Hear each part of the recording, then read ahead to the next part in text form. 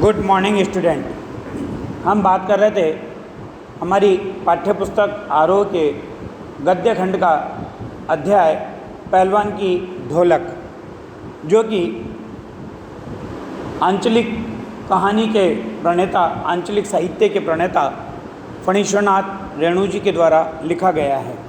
हमने अब तक देखा कि किस तरह से लुट्ठन सिंह पहलवान बचपन में विधवा सास के द्वारा पालन पोषण किए जाने पर और समाज के लोगों के द्वारा विधवा सास को प्रताड़ित करते हुए देखकर पहलवानी की धुन उसके सिर पर सवार होती है। तत्पश्चात वो उन लोगों से बदला लेने के लिए वो पहलवान बनता है। उसके पश्चात हमने देखा एक बार वो श्याम नगर के दंगल में मेला देखने के लिए जाता है। तब वो वहाँ पर पहलवानों का पहलवान, जिसको शेर का बच्चा की उपाधि प्राप्त होती है, चांद सिंह, उसको पहलवानी के लिए चुनौती दे देता है। परंतु राजा साहब के द्वारा तथा उसके कर्मचारियों के द्वारा लुट्ठन सिंह को मना किया जाता है। उसको पैसे देकर वहाँ से जाने की बात कही जाती है, परंतु वो कहता है कि पत्थर पर सर पटक कर मर जाऊँगा, परंतु मैं लड़ूंगा जरूर। आखिर में हार कर राजा साहब को उसको लड़ने के लिए अनुमति देनी पड़ती है। लुट्ठन सिंह और चांद सिंह के बीच मुकाबला प्रारंभ होता है। लुट्ठन सिंह चांद सिंह का दाव काटकर बाहर हो जाता है। तभी चांद सिंह को उसकी शक्ति का अनुमान हो जाता है। लुट्ठन सिंह का गुरु पहलवानी में कोई भी नहीं था। लुट्ठन सिंह उस श्याम नगर के दंगल में बजने वाले ढोल को ही अपना गुरु मानता है और उस ढोल से निकलने वाली आवाज़ के आधार पर ही वो अर्थ ग्रहण करता है और ग्रहण किए गए अर्थ के आधार पर कुश्ती में आगे बढ़ता है तथा वो चांद सिंह पहलवान को पराजित कर देता है। अब बात करते हैं पेज नंबर 112।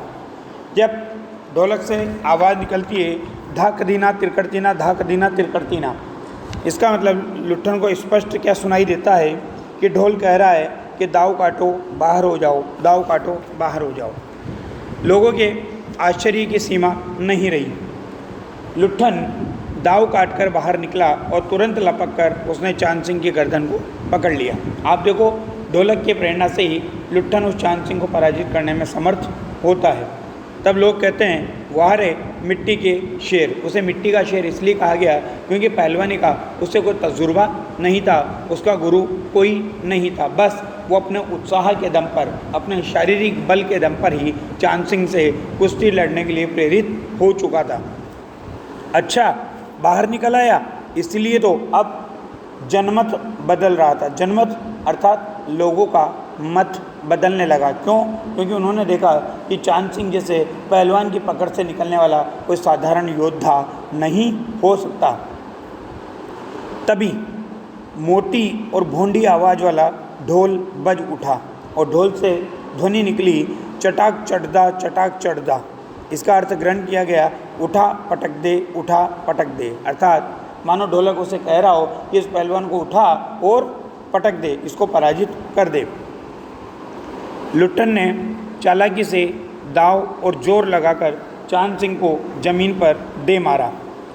धीना धीना धिक्क दीना, अर्थात चित्त करो चित्त करो। अब अगली ध्वनि थी धीना धीना की, जिसका अर्थ ग्रहण किया गया चित्त करो चित्त करो। चित्त करना अर्थात पराजित करना। लुट्ठन ने अंतिम जोर लगाया और चांद सिंह चारों खाने चित्त हो गया, अर्थात पराजित हो गया। फिर ढोलक से आवाज़ निकली धागिड़गिड़ धागिड़गिड़ धागिड़गिड़, अर्थात उसका अर्थ क्या है? वाह बहादुर, वाह बहादुर, वाह बहादुर। ये शाबाशी के शब्द हैं जो कि लुट्ठन के लिए कहे गए हैं, क्योंकि लुट्ठन ने उस चांद सिंह जैसे शेर के बच्चे की उपाधि प्राप्त पहलवान को उस कुश्ती के मैदान में पराजित कर दिया। अब जनता यह स्थिर ही नहीं कर सकी कि किसकी जय ध्वनि की जाए। फलतः अपनी अपनी इच्छा अनुसार किसी ने माँ दुर्गा की जय की, महावीर जी की जय की, कुछ ने राजा श्यामानंद की जय ध्वनि की। अंत में सम्मिलित जय की ध्वनि से आकाश गूंज उठा। ये देखिए वहाँ के ग्रामीण क्षेत्र की अलग अलग मान्यता, अलग अलग ईश्वर को मानने वाले लोगों के और संकेत किया गया है कि गांव में केवल एक ही जाति के लोग नहीं थे, एक ही धर्म के लोग नहीं थे, इसलिए सब अपने अपने आधार पर अलग अलग भगवान की जय लगा रहे थे। तो कुछ लोग राजा को ही सब कुछ मानकर राजा की जय लगा रहे थे। विजय लुट्ठन कूदता फांदता ताल ठोकता सबसे पहले बाजे वालों की ओर दौड़ा। क्यों? कि मानो वो बाजा उसका गुरु है और उस बाजे के आशीर्वाद से ही वो उस कुश्ती को जीत सका है। और ढोलों को श्रद्धापूर्वक प्रणाम किया। फिर दौड़कर उसने राजा साहब को गोद में उठा लिया। राजा साहब के कीमती कपड़े मिट्टी में सन गए। मैनेजर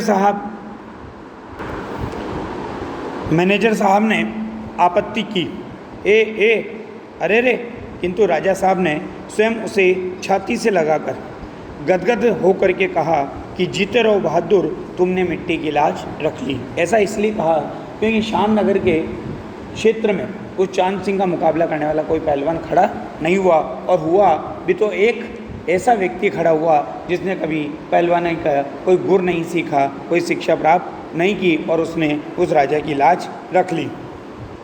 अब आगे देखिए, पंजाबी पहलवानों की जमायत यानी उनका समूह चांद सिंह की आंखें पहुँच रही थी।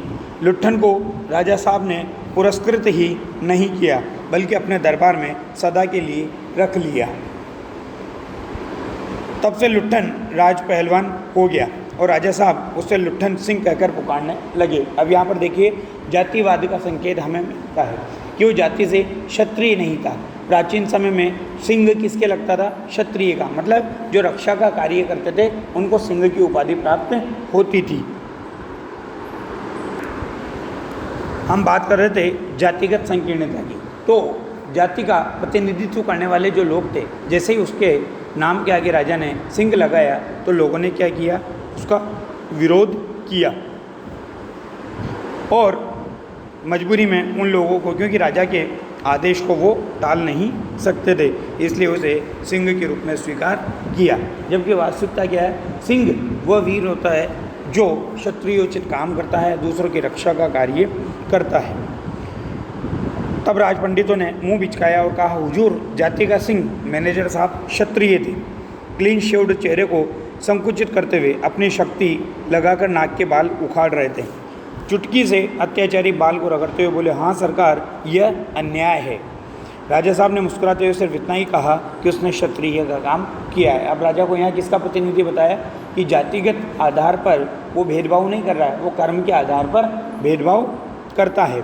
उसी दिन से लुट्ठन सिंह पहलवान की कीर्ति दूर दूर तक फैल गई। पौष्टिक भोजन और व्यायाम तथा राजा साहब की स्नेह दृष्टि ने उसके प्रसिद्धि में चार चांद लगा दिए। कुछ वर्षों में ही उसने एक एक करके सभी नामी पहलवानों को मिट्टी सूंघाकर आसमान दिखा दिया। अब एक पहलवान और था चांद सिंह के अलावा, काला खां। काला खां के संबंध में यह बात मशहूर थी कि वह जो ही लंगोट लगाकर आली कहकर अपने प्रतिद्वंदी पर टूटता है, प्रतिद्वंदी पहलवान को लकवा मार जाता है। लुट्ठन ने उसको भी पटक कर लोगों का भ्रम दूर कर दिया। अब यहाँ तक की बात हो गई अपने। अब इसमें जो विशेष बात है वो मैं आपको समझा दूँ कि पंजाब से आया पहलवान चांद सिंह शेर के बच्चे की उपाधि लिए हुए था। उसे लुट्ठन सिंह ने सबके सामने चित्त कर दिया था। इस कारण वो बहुत दुखी था। उसी के साथ उसके पंजाबी पहलवान साथी भी बहुत दुखी थे। वे सब मिलकर चांद सिंह को क्या कर रहे थे? पराजित होने पर सांत्वना दे रहे थे। राजा साहब ने लुट्ठन को विजेता होने के बाद लुट्ठन सिंह कह करके संबोधित किया और उसको अपने दरबार में इसलिए रख लिया क्योंकि उसने शेर के बच्चे चांद सिंह को धूल चटाई थी। इस प्रकार उसने सर्वश्रेष्ठ पहलवान बनकर अपनी मिट्टी की लाज बचाई थी। राजा साहब पहलवानों के प्रशंसक थे, अतः उन्होंने लुट्ठन सिंह को अपने दरबार में रख लिया। लुट्ठन सिंह को राजा का दरबारी और राज पहलवान बनाने का विरोध दो लोगों ने किया। पहला तो था राज पंडित। उन्होंने मुंह बिचकाते हुए लुट्ठन सिंह की जाति को कोसा और एक प्रकार से उसे क्या कहा? नीच जाति का कहा। मैनेजर साहब भी क्षत्रिय थे। उन्हें भी इस बात का अफसोस था कि राज पहलवान के रूप में किसी क्षत्रिय को क्यों नहीं रखा गया। उसकी नज़रों में किसी नीच जाति के पहलवान को राज पहलवान का दर्जा देना अन्याय था। मैं बात कर रहा था आपसे जाति प्रथा की। पुराने समय में भी जातीय भेदभाव की बुराई व्याप्त थी। राजाओं के बड़े बड़े अधिकारी जातीय भेदभाव से भरे हुए होते थे। वे किसी नीच जाति के व्यक्ति को उभरने नहीं देते थे। वे प्रतिभा के बावजूद उन्हें दबाए रखते थे। पंजाब के प्रसिद्ध पहलवान चांद सिंह को धूल चटाकर लुट्ठन सिंह ने राज पहलवान का पद पा लिया। उसी दिन से उसकी कीर्ति दूर दूर तक फैल गई। इसके बाद उसने पराजित किया काला खां नाम के महत्वपूर्ण और महान पहलवान को। उसके बारे में ये प्रसिद्ध था कि जो ही वह लंगोट लगाकर आली कहता है तो उसके प्रतिद्वंदी को लकवा मार जाता है। पैरालिसिस, लकवा मतलब पैरालिसिस। लुट्ठन सिंह ने उसे भी चित्त करके सब लोगों का भ्रम दूर कर दिया। मिट्टी सूंघाकर आसमान दिखाने का आशय क्या है? यहाँ पर धरती पर पटक कर उसकी पीठ जमीन पर लगाना, उसे चित्त करना तथा हराना। इस प्रकार से लुट्ठन सिंह पहलवान जितने भी नामी गिरामी पहलवान थे उन सबको पराजित करके राज पहलवान और प्रसिद्ध पहलवान के रूप में घोषित हो गया। धन्यवाद।